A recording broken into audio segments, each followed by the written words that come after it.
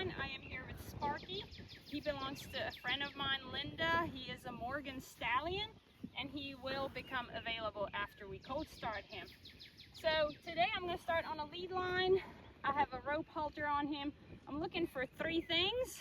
I'd like to be able to move him out away from me. I'd like to be able to send him forward, and I would like to be able to draw him to my shoulder.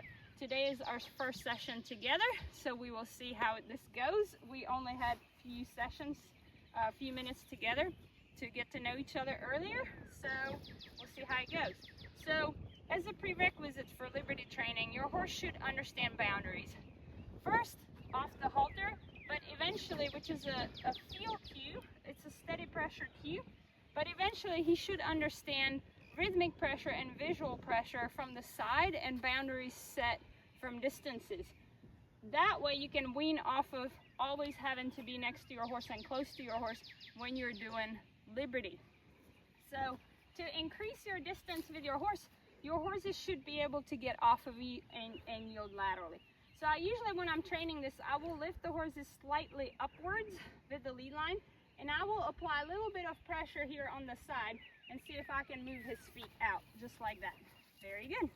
And then once the horse starts moving and yields nicely, a step or two or three, if this was your first time doing this, maybe you just wait for a shift of weight. Then I usually back up away from the horse with a short lead line, and I'm trying to guide the horse towards my left shoulder. Very good. So you can see that we already have three parts to this. We're able to move him out. We have some forward, which he's doing right now without me asking. And then we're starting to draw him back to our shoulder. So we need to be able to send the horse away from us, ask them to go forward, and then come back like a boomerang, right? Send it out, it goes around, and then it comes back. So I'm going to shorten this lead line. A little bit of pressure at his personal space bubble first, then touch his skin. And when he goes, I'm gonna take that pressure off of the lead line like this. I'm gonna shorten this lead line, and I'm gonna set my left arm like it's a tree, and I don't want him to bump into it. It's not gonna be a flimsy arm, it's a firm arm. And then if he got on top of me right here close to me, I would change to step number one, and I would ask him to come off of me. See how he stepped into me? There. So I pushed into his jaw a little bit to get that shoulder off of me right here. I pushed on him, and then I supported here. See how that yields that left front leg away? Very good. The head going up is posturally not ideal long term, but short term it gives us a shift of balance of the horses away from us. If the horse's head is down, it's difficult to get the horse's weight shifted off of us, and the horses can lean on us with the strongest part of their body here, which is their shoulder. So I'm going to do this one more time. I'm going to bring my hand up. My chest is open. My arms are spread apart. I'm going to push his jaw out a little bit. Tap his rib cage. I expect him to yield. And once he starts moving forward a little bit, I'm going to try to guide him to my left shoulder. So I can tip his nose a little bit if need be, if he's not paying attention. And I'm making sure that he doesn't step on my feet with his feet.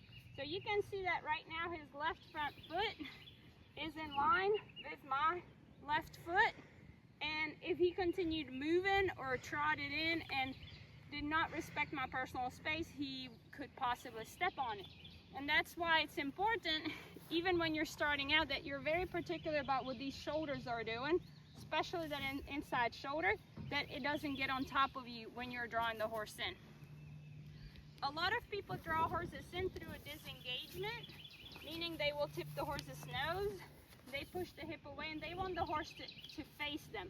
I teach that as a prerequisite to just groundwork basics and a prerequisite to eventually partial hindquarter yield engagement, which you can learn more about in my online courses. But I don't use it for a draw to my shoulder and to me for liberty, because when you disengage the hip, the front feet stop moving. And then how do you get the horse to go forward? You have to initiate some kind of energy movement again. And a lot of the times people put pressure on the horse to come. This horse is coming on his own. And I'm going to leave you with one last tip, and that is when your horse goes past your shoulder. So we saw earlier, let's get him out. We saw earlier that that he was going almost into me and almost past me. I'm gonna send him out. There we go. You can walk with the horse forward. You can step towards them if they're getting on the top of you. Or if the horse is going too far away, you can step back away from them. So your footwork is going to be very important depending on what you need. So now we're going to stop right here. Good.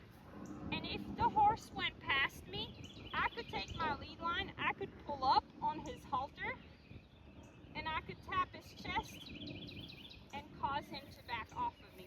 Good boy. And then I would get myself back in this position, and I would reward him for being in the right place.